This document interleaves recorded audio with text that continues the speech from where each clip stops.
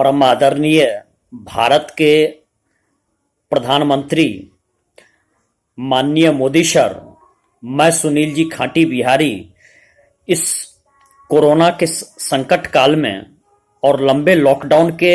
वजह से कोचिंग जगत की क्या स्थिति है सर, इस यूट्यूब वीडियो के माध्यम से सर आपसे कुछ विनम्र आग्रह करना चाहता हूं। शायद इसके माध्यम से आप तक पहुंच जाए। वास्तविकता तो सर ये है कि कोचिंग जगत लॉकडाउन या कोरोना का संकट अप्रत्याशित रूप से आया और लॉकडाउन की इतनी लंबी अवधि के बाद कोचिंग संस्थान वास्तविकता में सर पूर्ण रूपेण इस स्थिति में है कि जिस तरह से वह मृत्युशैया के निकट की ओर खड़ा हो चुका है। वो कोचिंग जगत सर खास करके कि किन परेशानी से गुजर रहा है, किन पीड़ा से गुजर रहा है सर, इसका मैं आपको आपके समक्ष बयान करना चाहता हूं। मोदी सर, किन किन बातों को बतलाऊं। 15 मार्च 2020 से कोचिंग जगत पूर्ण रूपेण बंद है और वास्तविकता में मोदी सर ऐसा है कि कोचिंग जगत 3 भागों में बटा हुआ है। एक तो बहुत बड़े बड़े कोचिंग होते हैं जो कोटा और दिल्ली में है, दूसरा मध्यम स्तरीय है जो कमोबेश हर शहर में है, और तीसरा सर छोटे स्तर के होते हैं जो गांव कस्बे में। तो सर वास्तविकता यह है कि सभी तरह की कोचिंग संस्थान अंदर से पूर्ण रूपेण टूट चुके हैं, चाहे सर वो कोटा का हो, चाहे दिल्ली का हो, चाहे मुंबई का हो, चाहे सर गांव का। लेकिन सर मध्यम स्तरीय और छोटे स्तर वाले कोचिंग संस्थान तो सर उजड़ चुके हैं, बर्बाद हो चुके हैं, भूखमरी के कगार पर हैं और अकाल मृत्यु के निकट है सर। बहुत बड़े बड़े कोचिंग संस्थान के लिए कुछ हद तक सर ऑनलाइन क्लासेस से वो सरवाइव कर रहे हैं, लेकिन वो भी सर अंदर से बिल्कुल टूट चुके हैं। और मध्यम वर्गीय संस्थान के लिए और निम्न स्तर, उसमें मध्यम स्तरीय और छोटे स्तर कोचिंग संस्थान के लिए ऑनलाइन एजुकेशन सर वास्तविकता में अप्रासंगिक, अव्यवहारिक है। कारण सर मैं आपको स्पष्ट बतलाना चाहता हूं कि माननीय प्रधानमंत्री महोदय सर, मोदी सर, ये है कि अभी भी गांव में बहुत सारे ऐसे छात्रों के पास स्मार्टफोन है नहीं, और स्मार्टफोन यदि है भी तो उसके गार्जियन कितना देर बैठ करके पीछे निगरानी करते रहेंगे, ये भी संभव नहीं हो पाता है। और मोबाइल डेटा रिचार्ज इन सब की भी समस्या रहती है। और फिर बच्चा स्मार्टफोन देखते देखते यदि उसके गार्जियन निगरानी न करते हैं तो वह उलझुल चीज सर देखने लगता है, इधर उधर की चीज में उसका भटकाव चला जाता है। उसकी सर आंख की स्थिति दिन ब दिन कमजोर हो रही है, उनमें चिड़चिड़ापन आ रहा है, उनमें क्रोध का भाव आ रहा है, गुस्से का भाव आ रहा है। तो सर ऑनलाइन एजुकेशन वास्तविकता में सहयोगी हो सकता है, लेकिन सर खास करके क्लासरूम एजुकेशन का सर वो विकल्प के रूप में ये बड़ा मुश्किल है सर, खास करके ग्रामीण और मध्यम स्तरीय कोचिंग संस्थान के लिए। और कोचिंग संस्थापक का स्थिति सर ये है कि आमतौर पर सर 90% कोचिंग संस्थान किराए के मकान में चलते हैं। किराया सर काफी होता है, और उसके बाद सर जो लीज पर जमीन लिए हैं वो तो सर लगभग सर बर्बाद हो चुके हैं, वो लगभग उजड़ चुके हैं। 5 महीने से वो लीज का अमाउंट भर रहे हैं और आमदनी उनका जेब बिल्कुल खाली हो चुका है सर। और बिजली का बिल सर कॉमर्शियल बिल आता है, वो भी सर देने के लिए, खाने के लिए तो पैसा है ही नहीं, तो वो सर कॉमर्शियल बिल क्या खाक भरेगा। और कोचिंग में जो शिक्षक पढ़ाते थे सर, उनकी स्थिति तो और सर दयनीय है। संस्थापक की जब ये स्थिति है, जो डायरेक्टर हैं उनकी स्थिति है, तो शिक्षक की सर स्थिति ये है कि वो तो गवर्नमेंट जॉब से तो जुड़े हुए नहीं थे, जो उनको हर महीने सैलरी एक फिक्स मिलती इस कोरोना संकट काल में। ग्रामीण क्षेत्र में खास करके मध्यम स्तरीय और मध्यम से नीचे स्तरीय की कोचिंग शिक्षक को सर कोई अभी उधार के लिए, भोजन के लिए भी सामान नहीं देता है। वो सर उसके लिए मनरेगा में कार्ड भी नहीं बन पा रहा है। वो जाए तो सर कहां जाए सर। वो सच पूछिए तो सर कोचिंग के जो शिक्षक हैं मध्यम स्तरीय और निम्न स्तरीय के, वो अपने आत्महत्या के दहलीज पर सर खड़े हो चुके हैं। वास्तविकता में यह है सर कि शिक्षक तो मजदूरी भी नहीं कर सकता है। शिक्षक की स्थिति ऐसी होती है कि वो आमतौर पर एक सामान्य गरिमा पूर्वक जीवन जिया और गवर्नमेंट जॉब के शिक्षक को तो उनकी तो इनकम बनी हुई है, उनकी आमदनी तो हुई, लेकिन खास करके निजी क्षेत्र में संस्थापक के जेब खाली तो शिक्षक का जेब सर कहां से रहेगा। तो दोनों सर उजरने के बिल्कुल मुहाने पर हैं सर। और ये भी सर वस्तु स्थिति सत्य है कि सोशल डिस्टेंसिंग लाख चाहते हुए भी सर अनलॉक डाउन की स्थिति में जब से शुरुआत हुई है सर, वस्तु स्थिति ये है सर कि माननीय प्रधानमंत्री सर, स्पष्ट रूप से ये कहना चाहता हूं कि बाजार, सब्जी मंडी, होटल, दुकान, कचहरी, ऑफिस, इन सब में सर जैसा पालन होना चाहिए वो वास्तविकता में सर नहीं हो रहा है, जो कि होना चाहिए था सर, बिल्कुल होना चाहिए था। लेकिन सर लोग वास्तविकता में जैसा पालन करना चाहिए था उस अनुसार पालन नहीं कर रहे हैं। तो फिर सर सेलेक्टिव लॉकडाउन लगाना, खास करके सर कोचिंग जगत, प्राइवेट स्कूल, ये सब सच पूछिए तो सर उसके लिए सर एक तरह से बर्बादगी की कारण सर उसका बन चुका है और वो एक तरह से सर अंतिम स्थिति में पहुंच चुका है। सरकारी स्कूल कॉलेज को यदि सर माननीय प्रधानमंत्री सर सच पूछिए तो मैं आपको स्पष्ट रूप से ये आपके सामने विनम्रता पूर्वक ये कहना चाहता हूं कि सर उसको 6 माह बंद भी कर दीजिएगा तो शायद अभी के स्थिति में ऐसे ना ही प्रोफेसर ना ही शिक्षक सरकारी स्कूल के हैं जिनको वो सर नैसर्गिक प्रेम, वो सर नैसर्गिक अनुराग शिक्षा के प्रति या विद्यार्थी के प्रति सर अब वैसा नहीं रहा जैसा कि प्राचीन काल में होता था सर। गुरु और शिष्य के बीच जो संबंध था, यदि उनको सर वेतन मिलता रहा, यदि उनको अपनी सारी सुविधाएं मिलती रही तो वो सर शायद 6 माह आप न भी खोलेंगे तो वो एक बार भी आपसे शिकायत न करेंगे, एक बार भी सर आपसे खोलने का आग्रह न करेंगे। लेकिन सर सरकारी स्कूल में पढ़ने वाले छात्र, कोचिंग में पढ़ने वाले छात्र, मध्यम स्तरीय, निम्न स्तरीय कोचिंग में पढ़ने वाले छात्र जिनके पास सर स्मार्टफोन या जिनके पास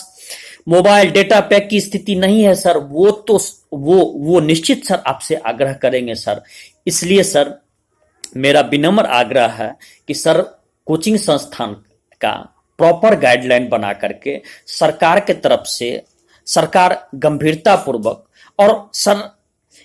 पूर्वक इस कोचिंग जगत के समस्या के बारे में विचार करे। एक सर ये भी सत्य बात है कि कोचिंग जगत कहीं अन्य क्षेत्रों से बेहतर ही लॉकडाउन में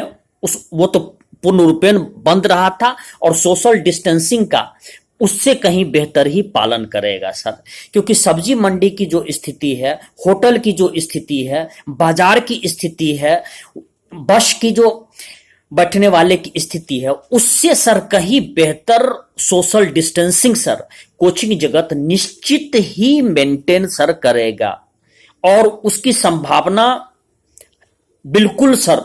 उसकी संभावना 100% है जो कोचिंग जगत मेंटेन करेगा सर। क्योंकि जो सोशल डिस्टेंसिंग बाहर में लोग पालन कर रहे हैं अभी वर्तमान अनलॉक फेज 1 में, उससे कहीं सर बेहतर स्थिति में कोचिंग जगत या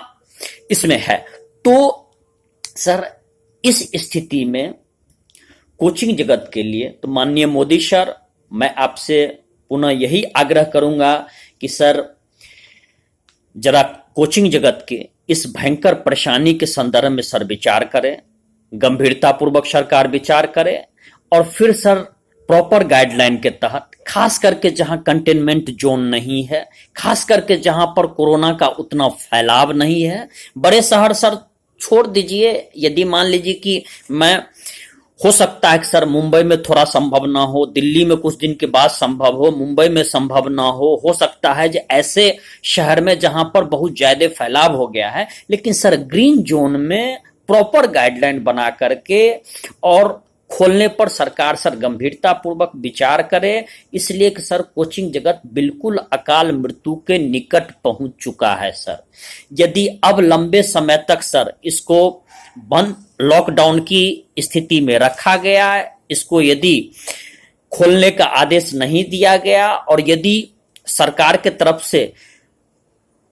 प्राइवेट निजी शिक्षण संस्थान खास करके कोचिंग जगत को यदि, वैसे तो सर जब तक सरकार का आदेश नहीं आएगा तब तक तो बिल्कुल ही नहीं सर